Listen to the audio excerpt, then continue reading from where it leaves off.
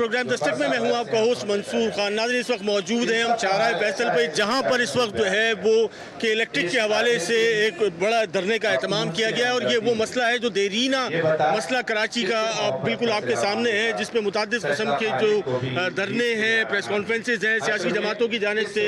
हमने इससे पहले माजी में देखा कि मुतादिद जो है वो सियासी रहनुमा जो दीगर समाजी रहनुमा जो हैं उन्होंने भी इस हवाले से आवाज़ उठाई, लेकिन वक्तन फ़वक्तन ऐसा महसूस हुआ कि आवाज़ें दबती चली गई। जमात इस्लामी की हम देखते हैं ये एक सालाना कैंपेन के तौर पे जो है ये एक डेवलपमेंट हमारे सामने आती है, लेकिन उसके बाद यकीनन गर्मियों का मौसम जैसे जैसे जाता है उसके साथ साथ जो है यकीनन ये तहरीक दम तोड़ जाती है। और के इलेक्ट्रिक के पास वो कौन सी गेदड़ सिंगी है कि जिसकी बुनियाद पर ना तो कोई इदारा, ना उसके अलावा हुकूमत या इससे पहले आने वाली तमाम तर हुकूमतों की बात कर ली जाए, जब से केई को प्राइवेटाइज किया गया है, इन तमाम तर अदवार में हमने नहीं देखा कि केई को किसी भी सतह पर जो है वो लेट डाउन किया जा सका हो, इसके इंतजामी मामला में किसी किस्म की बेहतरी आ सकी हो। आज इसी को कवर करने के लिए इस वक्त हम मौजूद हैं कराची की मसरूफ तरीन चौराहे फैसल पर, जहाँ पर इस्लामी की जानिब से धरने का एहतमाम किया गया है। इस वक्त हमारे साथ मौजूद हैं हाफिज नईमुर रहमान साहब, कराची के जमात इस्लामी के सदर हैं। अस्सलाम वालेकुम नईम साहब। नहीं साहब, ये सालाना एक कैंपेन के तौर पे हम इसको देखते हैं कि ये जमात इस्लामी की जानिब से नज़र आती है। शहर में जो है वो हम देखते हैं कि मुख्तलिफ बैनर भी आवेज़ा होते हैं, धरने भी होते हैं, लेकिन इसका किसी परमानेंट सोल्यूशन की तरफ हम नहीं जा सके। देखिए, एक तो ये कि सालाना नहीं है, जब भी नेपरा की हियरिंग होती है Jamaat Islami wide political party शरीक होती है, ठीक है। जब कोई इशू होता है हम, और एक ये ऐसा हमारा काम है जो पब्लिक इश्यूज़ का है, जो मुसलसल हमारे डिपार्टमेंट एक पब्लिक एड कमेटी का बना हुआ है जो ये काम करता है। अब जाहिर है कि जब लोड शेडिंग बढ़ जाती है तो हमारे अलावा कोई आवाज़ नहीं उठाता, ओवर बिलिंग का मसला आता है, हम मुसलसल लोगों के मसले हल कर रहे होते हैं। हमारे दफ्तर में जो आता है हम नेपरा के जरिए, अदालत के जरिए लोगों के इश्यूज़ जो हैं वो रिजॉल्व करने की कोशिश करते हैं। मसला ये नहीं है, हम तो हैं एक पार्टी और हम अवेयरनेस पैदा कर रहे हैं, हम शऊर पैदा कर रहे हैं। आपको याद है 3-4 साल पहले तो लोगों को पता ही नहीं होता था कि के इलेक्ट्रिक कहाँ से खा रही है, ये ओवर बिलिंग क्या है, ये फ्यूल एडजस्टमेंट चार्जेस क्या हैं, ये स्लैब सिस्टम क्या है, ये मीटर की जो है वो रीडिंग किस तरह से ली जाती है, ये हमने लोगों को बताया और हमने बहुत सारी चीज़ें रिजॉल्व भी करवाई हैं।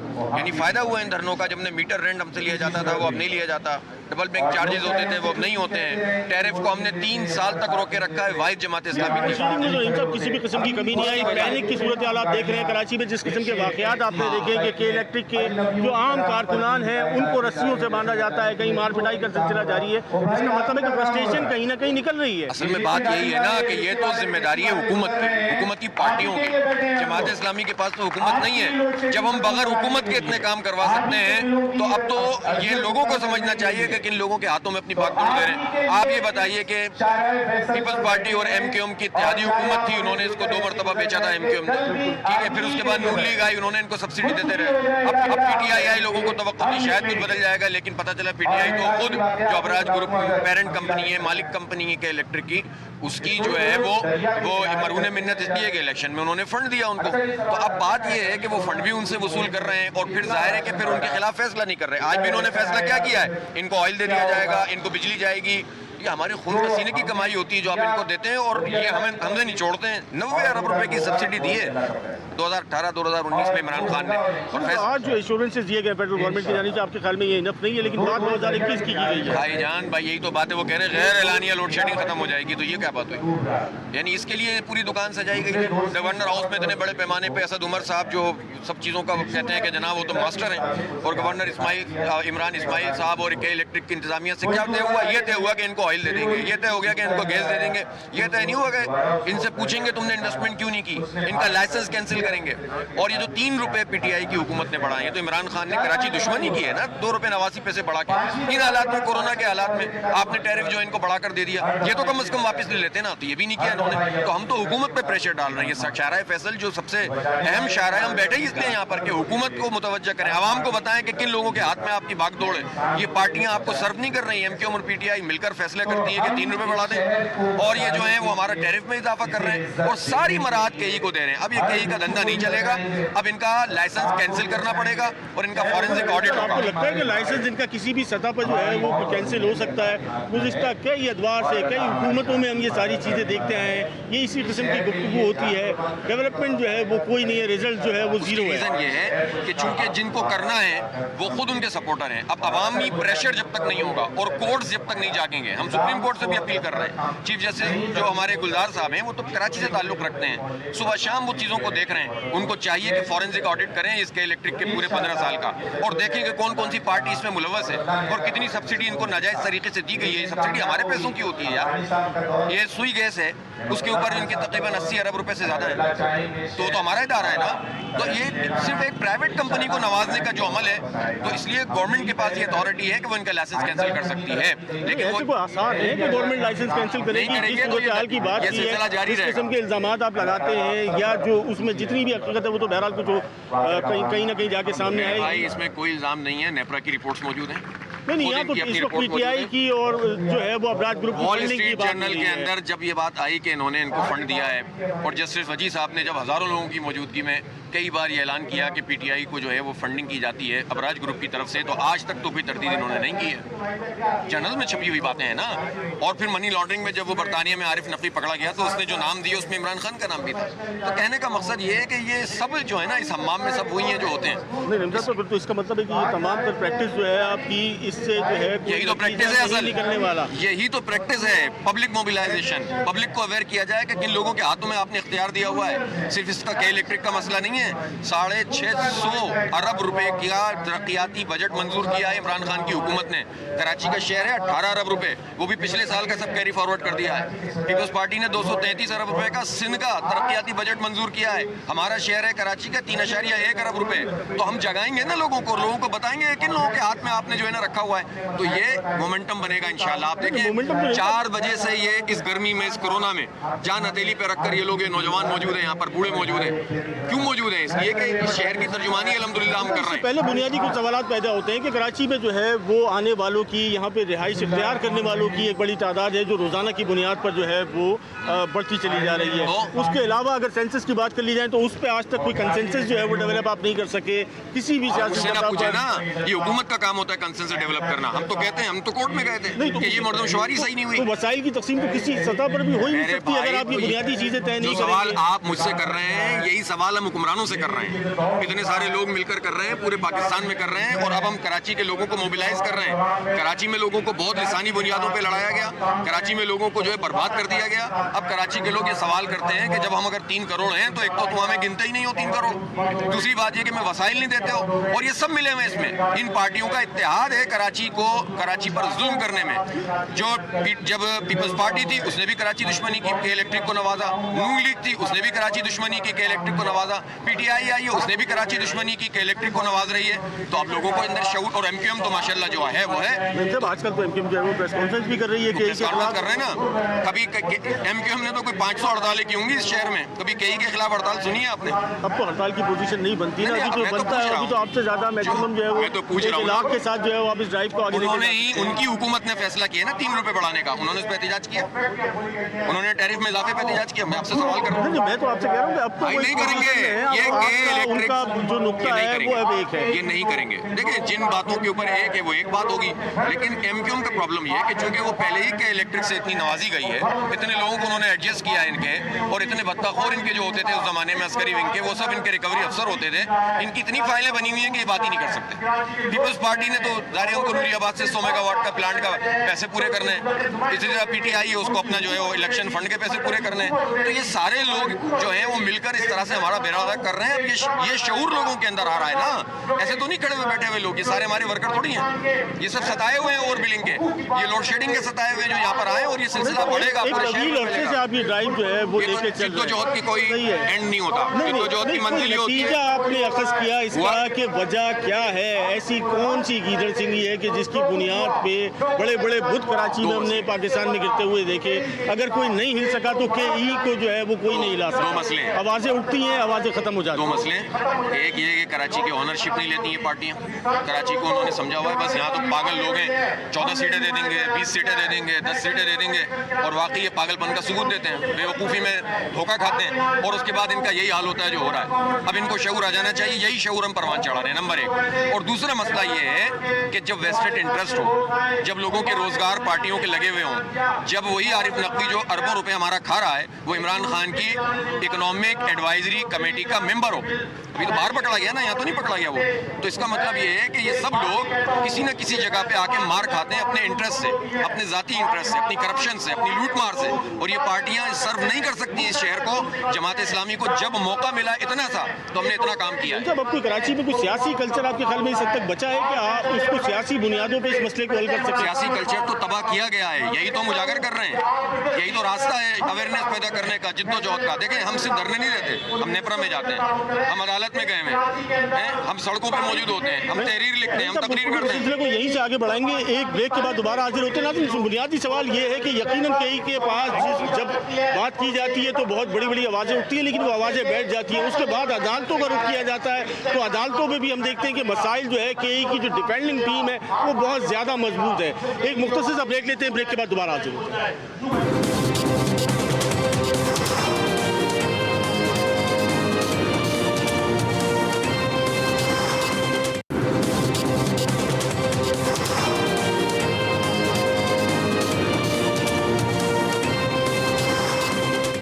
वेलकम बैक नाज़रीन, इस वक्त हम मौजूद हैं पाकिस्तान की कराची की मसरूफ़ तरीन शाहराह फैसल पर, जहाँ पर इस वक्त जमात इस्लामी की जानिब से इलेक्ट्रिक के ख़िलाफ़ एक ऑर्गेनाइज धरने का एहतमाम किया गया है, जहाँ पर जो इस वक्त यकीनन बड़ी तादाद में लोग मौजूद हैं और जिनका बुनियादी मकसद जो है वो इस वक्त कराची में जो इस वक्त मौजूदा जो लोड शेडिंग की सूरत हाल है उसके खिलाफ जो है वो एहतजाज है। ना सिर्फ लोड शेडिंग की सूरत हाल बल्कि KE की जानिब से जिस किस्म की बदइंतज़ामी सामने आती है, जिसमें मुख्तलिफ किस्म के इशूज़ हैं, जिसमें टैरिफ के मसाइल हैं, उसके अलावा दीगर मसाइल हैं, इसके लिए जो है वो आज जमात इस्लामी ने ये एक प्रोग्राम जो है वो ऑर्गेनाइज़ किया और उसमें कराची की मसरूफ़ तरीन शाहराह पर जो है वो धरना जारी है, जिसमें ये मुख्तलिफ किस्म के मुतालबात हैं। उसमें जो सबसे बुनियादी मुतालबा है वो यकीनन इसके अलावा और कुछ नहीं कि कराची की आवाम को इस लोड शेडिंग के अजाब से जो है वो निजात दिलाई जाए।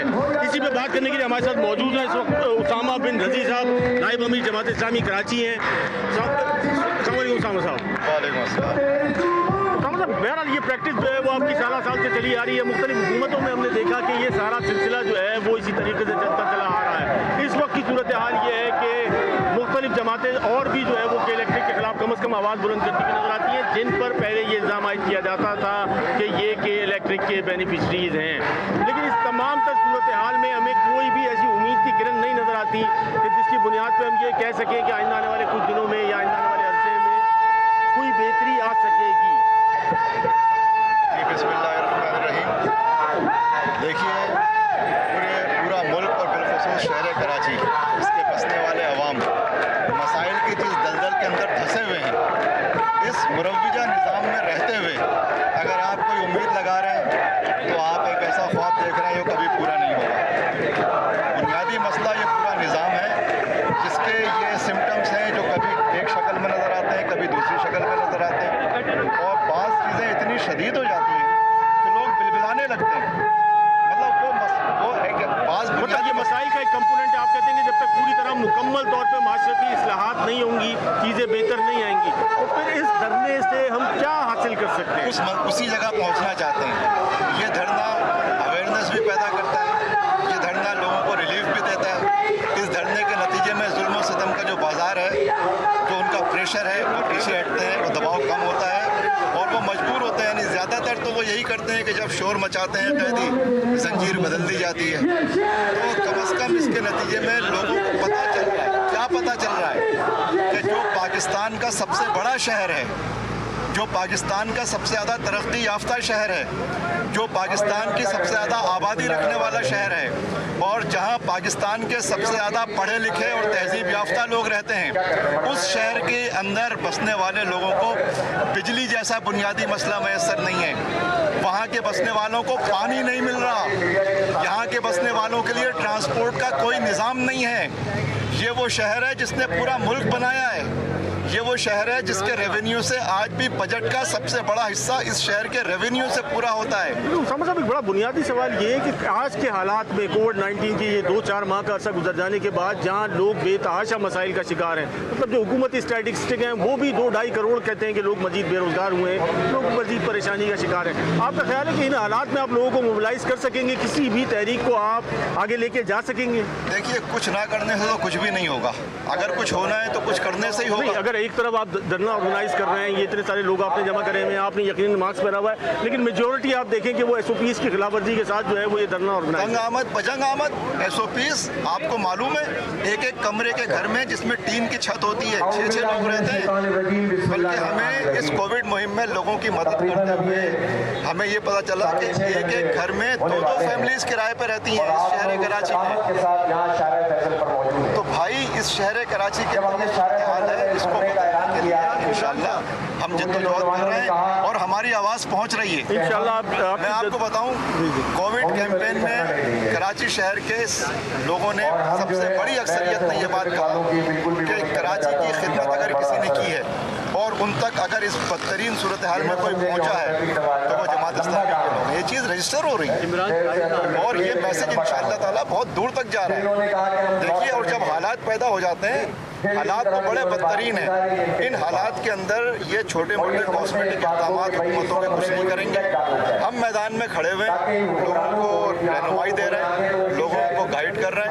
यकीनन जो है वो एक बुनियादी इस वक्त मसला है कि शिद्दत की गर्मी में लोड शेडिंग के हवाले से ये धरना जो है वो यकीनन अहमियत का हामिल है, लेकिन हम ये धरने और इस किस्म की एक्टिविटी जो है वो यकीनन साल से देखते चले आए हैं। लेकिन कराची के लोगों के जो मसाइल हैं, बिलखुसूस जो कि इलेक्ट्रिक के इशूज़ हैं, वो बहुत ज़्यादा हल तलब है, लेकिन कहीं पर कोई सुनवाई नहीं होती है। इमरान शाह हमारे साथ मौजूद है, जमात इस्लामी के इलेक्ट्रिक के सेल को जो है वो चेयर करते हैं। इमरान, क्या सूरत हाल है? क्योंकि जो माइन्यूट इशू है, जो माइनर इशूज़ हैं, वो बहुत ज़्यादा कॉम्प्लिकेटेड है। लोगों को रोते हुए हमने के इलेक्ट्रिक के ऑफिस में देखा है, कोई सुनवाई नहीं है। हाँ, बिल्कुल आपकी बात दुरुस्त है कि सबसे बड़ा बुनियादी मसला जहाँ लोड शेडिंग का है, वहाँ एक ओवर बिलिंग का भी बहुत बड़ा मसला है। अभी यानी पास रिसेंट के अंदर आपने देखा होगा कोविड के दौरान जब जो है वो क्या कहते हैं, ये कहा गया कि लोग घरों में आइसोलेट हो जाएं, तो इन्होंने एवरेज बिलिंग के नाम पे लोगों को बिल भेजना शुरू कर दिया, जो इतने ज़्यादा थे। जब लोग अपने बिल को ठीक कराने गए, एक इनकी IBCs 36 IBCs हैं, एक IBCs पे 2,500 लोग धक्के खाते रहे, उनकी सुनवाई नहीं हो रही। वो आज तक परेशान है कि उनका बिल ठीक करने के लिए कोई, चूँकि इनका कहना ये होता है कि बिल एक बार जो बन गया वो बन गया, अब जो है ना ये तो आपको भरना ही पड़ेगा। ज़्यादा से ज़्यादा हम ये कर सकते हैं कि हम इसकी किस्तें बना सकते हैं। यानी ये कैसी बदमाशी है कि एक जो बिल गलत बनाया है उसके बाद वो कहते हैं कि ये आपने भरना होगा, अगर आप नहीं भरेंगे तो वो अगले दिन आपकी जो है वो राइट मुनक़ता कर देते हैं। जी, इस तरह से। दूसरा मामला है लोड शेडिंग का, जो कि हम ये शुरू से कहते हुए आए हैं कि ऑल्दो कि 15 साल हो चुके हैं निष्कारी एक प्राइवेट इदारे इसको रन कर रहे हैं। इस वक्त तो कराची के अंदर ना सिर्फ लोड शेडिंग ख़त्म हो जानी चाहिए थी, बल्कि इनको खुद कफील बिजली के अंदर खुद कफील हो जाना चाहिए था, यानी अपने रिसोर्सेज से बिजली को जनरेट करना चाहिए था। लेकिन 15 साल गुजर जाने के बाद ये अरबों रुपये मुनाफा तो कमा रहे हैं ओवर बिलिंग के जरिए, लेकिन इस सिस्टम के अंदर सरमायाकारी को इंजेक्ट नहीं करें, ना ट्रांसमिशन लाइन के अंदर, ना डिस्ट्रीब्यूशन के अंदर, ना पावर जनरेशन के अंदर। अब जाहिर है कि हर गर्मियों में पिछले 15 साल से हर गर्मियों के अंदर, रमज़ानों के अंदर ये एक्सपोज होते हैं सिस्टम ब्रेकडाउन से। कोई पुरसाने हाल नहीं है, इसमें तो कोई शक नहीं है, लेकिन ये जो इश्यूज़ हैं आप इनको एड्रेस करने के हवाले से आपकी क्या हिकमत अमली रहती है? किस हद तक जो है वो आप लोगों को फैसिलिटेट करने में कामयाब हो जाते हैं? देखें, वैसे तो ये मसाइल को हल करना तो हुकूमत की जिम्मेदारी होती है, लेकिन जमात इस्लामी ने अपना ये इलेक्ट्रिक का एक सेल कायम किया हुआ है। हम शहर कराची, पूरे कराची भर से लोग बिलों के मसले लेकर हमारे पास आते हैं, तो हम उसकी पूरी लीगल जो है वो हेल्प करते हैं, नेपरा के अंदर उसको केस को फाइल करते हैं और अल्हम्दुलिल्लाह जो है वो केस जो है वो कंज्यूमर के हक में जो है ना वो फैसला आता है। मेजोरिटी ऑफ जो कराची है उसको तो मतलब आप तक रसाई ही नहीं है। बिल्कुल आपकी बात सही है, और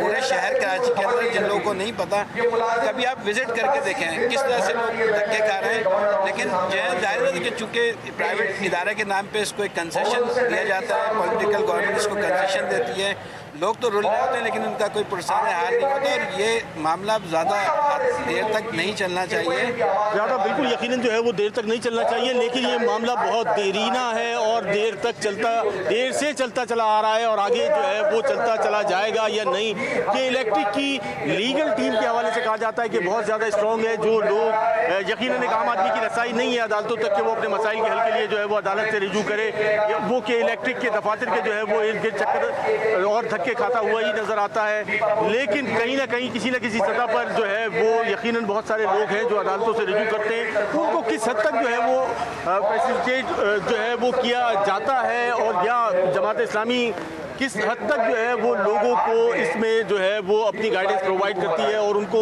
इस अजाब से निकालने में किस हद तक जो है वो मदद करती है। इसी पे बात करने के लिए हमारे साथ मौजूद हैं Jamaat Islami legal aid committee के सदर हैं सैफुद्दीन एडवोकेट साहब। अस्सलाम वालेकुम। सैफुद्दीन साहब, बड़ा मतलब कॉम्प्लिकेटेड इशू है, ख़ासतौर पर लीगल टर्म्स में जब बात की जाती है तो कहा जाता है कि के इलेक्ट्रिक की लीगल टीम बहुत मजबूत है, आप जाएँ कोई फ़ायदा नहीं होगा, बड़े बड़े वकला हैं उनके पेरोल पे और वो आराम से मसले को जो है वो दरगुजर हो जाता है। लीगल टीम के मजबूत होने का मसला तो ये है कि अगर अदालतें इन केसेस को वाकई चलाएं तो पता लग जाएगा कि लीगल टीम उनकी कितनी मजबूत है और असल केस उनका कितना मजबूत है। मुसीबत ये है कि इस वक्त तक एक तो जो सुप्रीम कोर्ट में हमने केस दाखिल किया हुआ है उसकी आज तक एक भी हेयरिंग नहीं हो सकी। इसी तरीके से हाई कोर्ट के अंदर जो हमने मुख्तलिफ केसेस दाखिल किए हुए हैं उनकी भी हेयरिंग नहीं हो सकी। और इसमें सूरत हाल ये होती है कि फेडरल गवर्नमेंट भी चूँकि इसके अंदर पार्टी है, कोई मफरूजा सही साबित हुआ ना कि मतलब बहुत ज़्यादा मजबूत है लीगल टीम। लीगल टीम की मजबूती की बात है, फेडरल गवर्नमेंट की जो मजबूती है, फेडरल गवर्नमेंट की जो पुश्तनाई है वो बड़ी काम आ रही है। होता ही है कि attorney general of Pakistan federal government की नुमाइंदगी करते हैं या कोई स्टेट काउंसिल होता है, इसी तरह सिंध के अंदर भी यही होता है कि एडवोकेट जनरल उसकी नुमाइंदगी करते हैं। जब एडवोकेट जनरल या अटॉर्नी जनरल और उनका मौक़िफ़ एक ही हो जाता है कि इलेक्ट्रिक का, तो जाहिर है कि पलड़ा उधर भारी हो जाता है और वो मामला आगे नहीं बढ़ पाते। बड़ा इंपॉर्टेंट सवाल ये बनता है कि ये मसला आज का नहीं है, पीटीआई की गवर्नमेंट का नहीं है, मुशर्रफ दौर से जो है वो ये सारे मामला चले आ रहे हैं, उसमें मुख्तलिफ पॉलिटिकल गवर्नमेंट आई तो सूरत हाल एक जैसी ही नज़र आई। सूरत हाल तो अदालतों में बिल्कुल एक जैसी नज़र आ रही है, इसमें कोई शुबा नहीं है। और अदालती निज़ाम जो पाकिस्तान का है ज़ाहिर है उसके अंदर कोई तब्दीली नहीं आई है, उसके नतीजे में हुकूमत कोई भी बदल जाए लेकिन सूरत हाल वही रहती है। लेकिन इस पूरे इशू के अंदर सबसे बड़ा इशू जो है वो ये है कि जमात इस्लामी जो जद्दोजहद कर रही है इससे कतई नज़र कि अदालतों से कितना रिलीफ मिलता है कितना रिलीफ नहीं मिलता।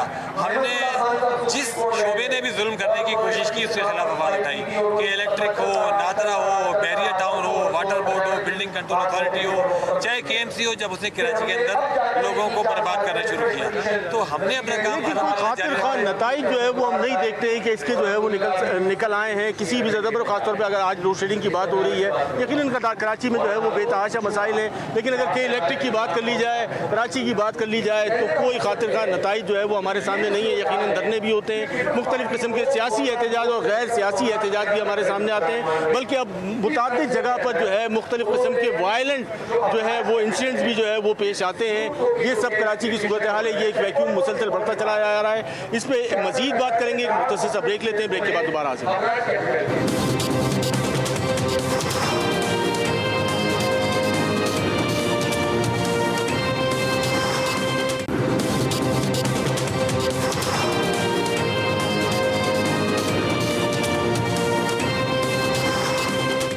वेलकम बैक नाज़रीन, इस वक्त हम मौजूद हैं शाहराह फैसल पर, जहाँ के इलेक्ट्रिक के ख़िलाफ़ जो है वो धरना जारी है और जमात इस्लामी की जानिब से जो जिस किस्म के मुतालबात सामने आ रहे हैं, यकीनन के इलेक्ट्रिक की रिफॉर्म्स के हवाले से बहुत ज़्यादा बात की जा रही है, लेकिन जो बुनियादी सवाल है यहाँ पर उठाया जा रहा है, इस वक्त हाफिज़ नईम उर रहमान रैली के शुरा से, धरने के शुरा से जो है वो खिताब कर रहे हैं और उसमें पुरजोर मुतालबा जो नज़र आ रहा है वो नज़र आ रहा है कि अदलिया की जानिब से इस तमाम तर मामलात पर सू मोटो लिया जाए। और इसके अलावा जो गुफ्तगू की जा रही है, यकीनन उसमें मुख्तलिफ किस्म की जो सियासी इशूज़ हैं उनको जो है वो रेज़ किया जा रहा है, लेकिन जो बुनियादी सवाल है वो यही है कि साल का ये इशू जो है वो अपनी जगह मौजूद है। यकीनन कराची की आवाम जो है वो मुख्तलिफ मसाइल का शिकार है, लेकिन के इलेक्ट्रिक का मसला एक बुनियादी मसला है जो हम देखते हैं कि शहर के मुख्तलिफ इलाकों में आज ये एक सियासी और ऑर्गेनाइज जो है वो धरना में नज़र आ रहा है, लेकिन इसके अलावा बेतहाशा धरने और गैर सियासी धरने आवाम की जानिब से जो कहीं ना कहीं पुरतशद्दुद भी होते जा रहे हैं वो हमें कराची की मुख्तलिफ शाहराहों पर मुख्तलिफ इलाकों में जो है वक्तन फ़वक्तन नज़र आते हैं। कि इलेक्ट्रिक से लोगों की परेशानी किस हद तक है, क्या सूरत हाल है, इसी पे बात करने के लिए हमारे साथ मुख्तलिफ शुरा इस वक्त धरने के मौजूद हैं। क्या आपको ऐसी क्या सूरत हाल नज़र आती है कि इस धरने से आप जो है वो आइंदा आने वाले दिनों में कोई बेहतरी जो है वो देख सकते हैं?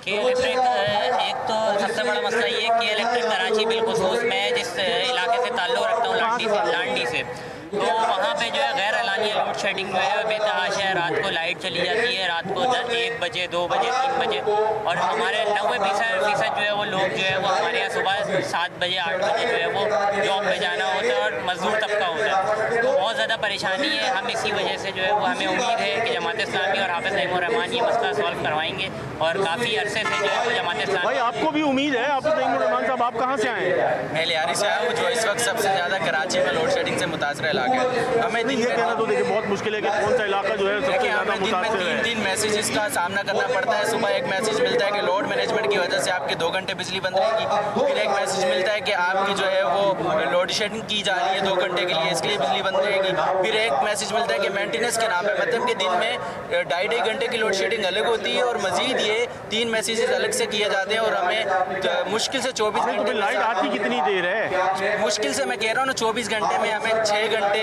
8 घंटे कभी कभी 4 घंटे बिजली दी जा रही है, और ये मैसेजेस भेज दिए जाते हैं कभी लोड मैनेजमेंट के नाम पे। लियारी के तो दीगर इशूज भी बहुत सारे हैं ना, कहा जाता है कि कुंडा सिस्टम, ये सारे लाइन लॉसेस बहुत ज़्यादा हैं। मैं इस वक्त हम लोग जिस एरिया में रह रहे हैं वो लोड शेडिंग फ्री एरिया था। अभी कुछ दिनों पहले तक वहाँ पर लोड शेडिंग बिल्कुल भी नहीं हो रही थी। हमारे 100% बिल पे है।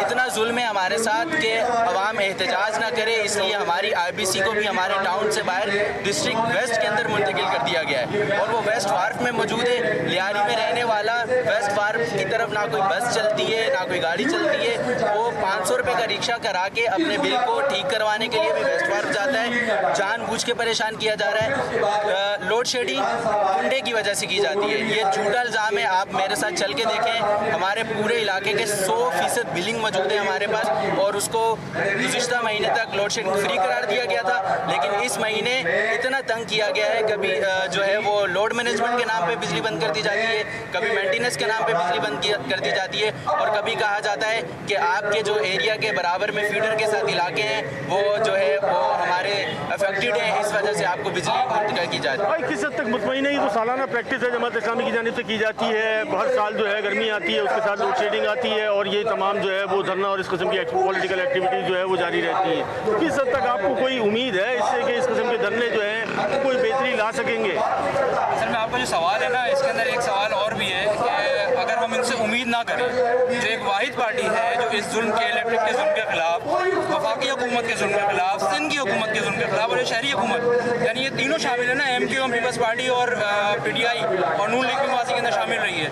इनके जुल्म के खिलाफ आप मुझे बताएं कि इस वक्त ये लोड शेडिंग का सिलसिला तो ये प्राइवेटाइज हुई मुशर्रफ के दौर में, और उसके बाद से मुतवातिर जारी है, और ये आपके धरने भी जो है वो उसके साथ साथ जो है मुतवातिर जारी है। तमाम तर गवर्नमेंट आई, उसके साथ साथ ये लोड शेडिंग और ये धरने एहतजाज ये भी जारी रहा। क्या कोई फ़र्क पड़ा इसको? मतलब पॉलिटिकल लेबलिंग की तो ज़रूरत ही नहीं है। बुनियादी सवाल तो ये बनता है कि क्या जो है वो ऐसी गीदड़ सिंगी के इलेक्ट्रिक के पास है कि जिसकी बुनियाद पे आने वाली कोई भी गवर्नमेंट जो है वो इसको राय रास्त पे नहीं ला सकी? आप कुछ कहना चाहते हैं? मैं ये कहना चाहता हूँ कि इलेक्ट्रिक के ज़िम्मेदारान, के इलेक्ट्रिक के सरपरस्त और रियासती इदारे, इस रियासत की रेट हिट हो रही है ना, रियासत की रेट हिट हुई अफगानिस्तान सवात में, रियासत ने ऑपरेशन किया। रियासत की रेट हिट हुई बलूचिस्तान में, रियासत ने ऑपरेशन किया। रियासत की रेट हिट हुई कराची के अंदर मुख्तलिफ गैंग्स की सूरत में, रियासत ने ऑपरेशन किया। के इलेक्ट्रिक की इस बदमाशी की वजह से रियासत की रेट मुतासर हुई हुई है, रियासत की रेट को हिट किया जा रहा है। मेरा सवाल रियासत के उन मुकर्रिना से, रियासत के उस इदारों से है जो अपने आप को रियासती इदारे कहते हैं, उनकी रिट कहाँ है? इस वक्त मैं बिल्कुल दावे से कहता हूँ, मेरे नंबर अगर आप नोट करें, उसकी फॉरेंसिक ऑडिट करवाएंगे आपको, के इलेक्ट्रिक के अफसरान के वो नंबर से आपको ऑडियो मौसूल हो जाएगी। उन्होंने कहा कि जी PTI की गवर्नमेंट है, हमें जो कहा गया है हम वो करेंगे। रात को 1 बजे ही कौन सा फॉल्ट आता है? रात को 5:30 बजे ही कौन सा फॉल्ट आता है? दिन में 3 घंटे 1-1 घंटे की लोड शेडिंग वो अलग है, एक SMS के जरिए से लोड शेडिंग का शेड्यूल अलग है, और एक अनशेड्यूल अलग है। फॉल्ट के नाम पर, टेक्निकल फॉल्ट के नाम पर, तार गिरने के नाम पर कि फीडर ट्रिप हो गया उसके नाम पर, टेक्निकल फॉल्ट आ गया उसके नाम पर, ग्रिड पर काम हो रहा है। नहीं, के इलेक्ट्रिक के इशूज से जो है वो मेरा सवाल सिर्फ ये है, मुझे कोई परेशानी नहीं है। यकीनन कराची के अंदर ये मसाइल जो है मेरा बेतहाशा है। सवाल ये है और मेरा जो मौक़िफ़ ये है कि रियासत की रिट हिट हो रही है। मेरा सवाल रियासत से, मेरा सवाल के इलेक्ट्रिक से नहीं है, मेरा सवाल तहरीक इंसाफ से नहीं है, मेरा सवाल नून लीग से नहीं है, मेरा सवाल PTI से नहीं है, मेरा सवाल पीपल्स पार्टी से नहीं है। बहुत शुक्रिया नाज़रीन। इस वक्त यकीनन जो है वो बेतहाशा मसाइल है, प्रोग्राम का वक्त जो है वो अपने ख़त्म को पहुँचता है, लेकिन ये मसाइल अपनी जगह मौजूद हैं और हमने देखा गुज़िश्ता अखबार में इसका बार बार जिक्र किया जा रहा है कि इससे पहले आने वाली तमाम हुकूमतों में सूरत हाल कुछ ज़्यादा मुख्तलिफ नहीं थी जो आज की हुकूमत में मुख्तलिफ है। आज इल्ज़ामात की नौइयत यकीनन मुख्तलिफ हो सकती है, लेकिन कराची के लोगों को जिस परेशानी का सामना है उसमें किसी किस्म की कोई तब्दीली हमारे सामने नहीं आई है। इसके साथ साथ मंसूर खान को इजाज़त दीजिए। अस्सलाम वालेकुम।